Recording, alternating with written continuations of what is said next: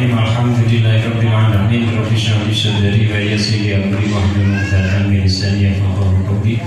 Allahumma shalli ala sayyidina Muhammad wa ala ali sayyidina Muhammad. Qala al-mu'allifu al-imam as-sayyid Muhammad bin Alawi bin Abbas al-Maliki al-Hasani, sahibu mafahim yajibu al-syahad rahimahullah ta'ala wa nafa'ana bihi wa ja'alubihi wa asrarihi wa karumatihi wa barakatuhi fi darinihi. Qawla mahalul khilaf, halaman atau sahifah 124.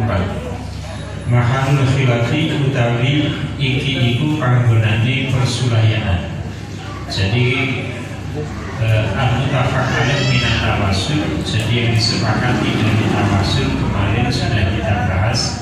Terus ada beberapa hal yang di dalamnya menjadi perselisihan. Nah, diantaranya memiliki wa mahalul khilaf utawi panggonane persulayaan fi masalati tawasul, ing dalam panggonane tawasul huwa ya mahalul khilaf iku atawasul tawasul atau gawe lantaran diberi amalil mutawassil kelawan tanpa amali wong kang gawe tawasul. Jenenge katawasul kaya dene tawasul bidawati kelawan pira-pira zat wal asqasi lan pira-pira jeneng. Ya pula gambarane kelawan yen tak ngucap sapa wong sing tawasul niku, Allahumma inni atawassalu ilaika binabika Muhammadin sallallahu alaihi wasallam. Di salah satu contohnya. Jadi ini maksudnya kalau tawassul dengan amal yang al-mutafaq alaih di atas itu kemarin kan diterangkan. Jadi orang tiga yang masuk di dalam gua ini kan masing-masing setelah tertahan karena nopo ketumbuhan kejatuhan batu. Nah, ini masing-masing tidak ada sesuatu yang bisa diharapkan kecuali ma'unah atau pertolongan dari Allah Subhanahu wa Ta'ala. Karena tidak mungkin orang tidak ada. Di situ tidak ada orang lain. Jadi orang tiga nyium lenggene gua, kemudian batunya yang di atas gua jatuh menutup itu gua tidak bisa keluar. Ini jalan satu-satunya, yaitu kebesaran Allah. Akhirnya berdoa masing-masing dengan pakai tawasul atau perantaraan amalnya masing-masing. Yang satu amal karena birrul walidain, yang satu amal karena bisa menjauhi fahisyah perzinaan itu.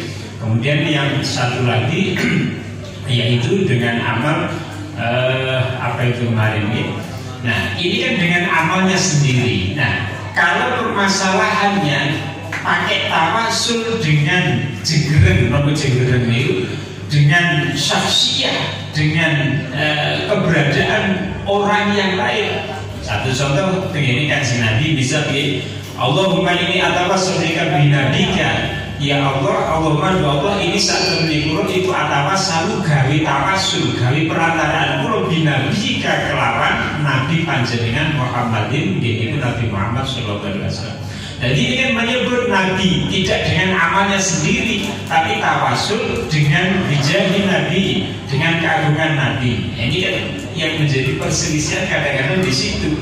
Artinya kelompok yang lain menyerang bahwa ini adalah syirik, minta kepada Allah kok begini Kanjeng Nabi Muhammad gitu loh.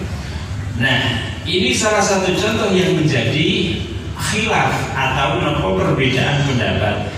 Au atawassalu ilaika bi Abi Bakrin Asy-Siddiq. Ini salah satu cara lagi. Au atawassalu kami tawasul kula ya Allah ilaika dateng panjenengan bi Abi Bakrin Asy-Siddiq kelawan Abu Bakar Asy-Siddiq. Ya Allah kula nyuwun panjenengan paringi kula sehat badane karena kula gak ada penyakit. Ngaten nggih.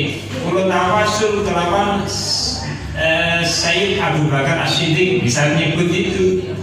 Au bi Umar atau dengan Umar bin Al-Khattab, au bi Utsman atau dengan Utsman, au bi Ali radhiyallahu anhu, fa hadza wa al-mamnu inda ba'dihim. Fa hadza maqad kira atawasul bi ghairi amal mutawassil, dengan amalnya mutawassil selain dengan amalnya mutawassil, artinya dia tawasul dengan orang lain, dengan Kanjeng Nabi dan yang lain-lain orang-orang saleh itu. Wa hadza ikal mamnu kang den sira inda ba'dihim ing dalem buwe setengahe nawa kaum atau min sinten min ghairi ahli sunnah wal jamaah. Ini yang menjadi permasalahan, mereka menyerang kita itu tidak boleh. Karena hadis konteksnya di atas itu orang tidak tawasul dengan amalnya sendiri, tapi ini dengan orang lain. Ya, nah, ini bagaimana? Maka dijawab oleh Syekh Muhammad, wa nahnu naro, wa nahnu tawi kita itu naro nekotaki soko kita yang amal khilaf. Saat temen perbedaan itu syakliun, itu bangsa sakal, bangsa bentuk. Dan ini walai salah orang ono si al-khilaf itu bijauhariyun kelawan bangsa jawhar. Artinya apa? Permasalahan perbedaan di sini bukan yang intisari, ini hanya masalah kulit. Ibaratnya tapi bukan pada tujuan maksudul aqdam atau bukan pada jauhar. Nanti jauhar itu kan intisarinya. Satu misal koyo nama itu uang itu kan bukan kertasnya, akan tetapi ada di dalam jauharnya, yaitu nilainya. Kita menyebut tawasul dengan Nabi Muhammad bukan Muhammadnya, tetapi isi daripada Kanjeng Nabi Muhammad. Apa? Karena Nabi Muhammad itu akhlaknya bagus, disenangi, termasuk ahabul khalqi indallah, yang paling dicintai daripada beberapa makhluk menurut Allah dan lain sebagainya. Sebab Muhammad sendiri itu kata namanya ini Muhammad di jenenge Prosojo, ini Muhammad Imam Muhayyad, Muhammad itu banyak, tapi tidak sampai yang dimaksud Muhammad ini Nabi Muhammad, bukan Muhammad yang lain, bukan karena namanya, akan tetapi orangnya, akan tetapi jauharnya, maksudnya gitu, bukan syaklunya. Nah, maka disampaikan oleh Syekh Muhammad demikian. Li'ana tawasul kono saat temui tawasul bidat kelapan dan itu yang balik Allah tawasul bidat fil hakikoh ingdul hakikote ila tawasul insan mari tawasul terjadi menungso diamali kelawan amali menungso. Nah gitu. Karena tawasul dengan menyebut manusia ini hakikatnya dikembalikan pada amalnya manusia, bukan pada manusia itu sendiri. Ya, kita tawasul dengan Kanjeng Nabi Muhammad itu, amali Kanjeng Nabi Muhammad ini yang kita pakai tawasul. Kita tawasul dengan Wali Songo, dengan Sunan Ampel, karena nopo dengan amalnya Sunan Ampel. Hakikatnya demikian. Ini tawasul insan diamati, jadi tawasul manusia dengan amalnya itu al-mutafakan disepakati ala jabazi ingatasi menangi nopo tawasul. Ya, nah di sini terjawab. Walau nador lan noningani sobat al-mani wong kang nyegah, artinya yang tidak setuju dengan tawasul menyebut hanya nama itu, menyebut nama, artinya bukan dengan amalnya sendiri. Al-muta'an itu wong sing nyegah, sing ngangel-ngangel fil masalah idul masalah bi'aidul basyirah kelawan peningan hati. Artinya dia itu melihatnya permasalahan dengan hati yang jernih, bukan hanya melihat tekstualnya, tapi melihat konteksnya, melihat isinya, bukan hanya melihat kulitnya. Tadi kan enek wong niku kan biasanya nopo yang sering gawe angel ukara diangel-angel. Jadi Quran rono ditulis ini sudah namanya bid'ah, khutbah pakai mik ini namanya bid'ah dan seterusnya. Ini kan angel-angel. Artinya orang yang membuat sulitnya sendiri di dalam hidupnya. Nah, kemudian disampaikan lanjata mongko yekti dadi pertelo lahu kedui almane orang sing membuat sulit di dalam permasalahan itu apa amru perkara yang dibahas itu tadi wal halalan yekti dadi udah apa al iskalu kemuskilan wazalat lan ilang apa al fitnah alati kang akan tumibo bisa berbiak lan sebab fitnah sapa mangkong akan tumibo sapa man ing dalam fitnah. Nah, kalau saja mereka yang membuat sulit di dalam permasalahan itu melihat dengan mata hatinya, maka akan menjadi mudah, sebab yang dipermasalahkan itu hanya kulit. Tapi isi kandungannya ini hakikatnya sama. Dan seperti itu tadi kita menyebut tawasul binabina Muhammadin.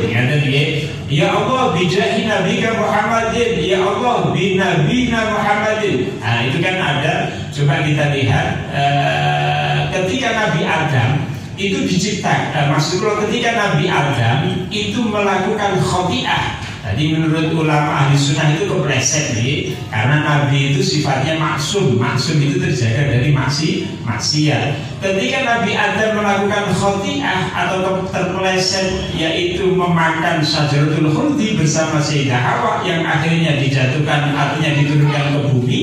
Nah, Nabi Adam niki nyuwun ngapura kenging Gusti Allah dengan tawasul menyebut Nabi Muhammad. Coba itu di halaman berikutnya itu kan ada Nabi Adam matur, tadinya dan maturi, ya Rabb as'aluka bihaqqi Muhammadin lima khafatani. Jadi Gusti dengan menyebut Nabi dengan haknya Nabi Muhammad, kula jenengan ngapur atas kesalahan ini. Maka Allah tanya, ya Adam wa kaifa arafta bi Muhammad? Jadi Adam, bagaimana kamu mengetahui Muhammad? Walau akhluqhu, padahal sekarang pun Muhammad itu belum diciptakan. Kemudian Nabi Adam ini menyampaikan, Gusti, ketika engkau menciptakan saya dan meniupkan roh kepada saya, kemudian mata saya memandang ke atas, melihat ke atas, ini soko apa itu cagak ini tiang-tiangnya arus, maka di tiang arus itu ada tulisan La ilaha illallah Muhammadur Rasulullah. Dan itu ini soko-soko arus itu ada tulisan La ilaha illallah Muhammadur Rasulullah. Nah, maka saya dawuh Nabi Adam kula ngertos sesungguhnya panjenengan Allah tidak akan mengumpulkan asma panjenengan dengan asma dengan nama makhluk yang makhluk itu tidak engkau cintai, yang makhluk itu bukan makhluk yang engkau ridhoi. Artinya apa? Pasti nama yang engkau gandeng dengan asma panjenengan itu adalah makhluk yang engkau cintai. Nah, karena demikian maka kula damel tawasul supaya kula dingapunten panjenengan dengan menyebut bihaqqi Muhammadin. Kami Gusti Allah sodaqta ya Adam. Nah, ini kan salah satu menyebut itu ada. Nah, maka dengan demikian para hadirin wal hadirat, maka sesungguhnya menyebut nama itu hanya lahiriah saja. Akan tetapi hakikatnya kenapa nama itu disebut, karena orang yang mempunyai nama ini mempunyai amaliyah yang luar biasa. Seperti halnya hadis sahih di dalam kitab Sahih Bukhari dan kitab Sahih Muslim, yaitu 3 orang yang diakui oleh minhum semua umat mengakui bahwa tawasul dengan amalnya sendiri itu boleh. Nah, demikian juga tawasul dengan amal yang dilakukan oleh orang lain tanpa menyebut amalnya, akan tetapi hanya menyebut namanya, itu pun berarti juga boleh. Itu bukan itu perbedaan nama syakliyun, tapi bukan perbedaan nama jauhariyun. Itu perbedaan hanya lahiriah, akan tetapi isi daripada permasalahan itu hakikatnya sama.